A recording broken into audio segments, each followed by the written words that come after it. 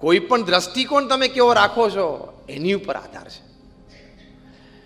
તમારે જે વ્યક્તિઓ સાથે રહેવાનું છે અને કામ કરવાનું છે એ વ્યક્તિના સદગુણ જ તમારે જોવા પડે. તમે એના અવગુણ જોયા કરો તો તમને સાથે રહેવાનો આનંદ જ નહીં આવે.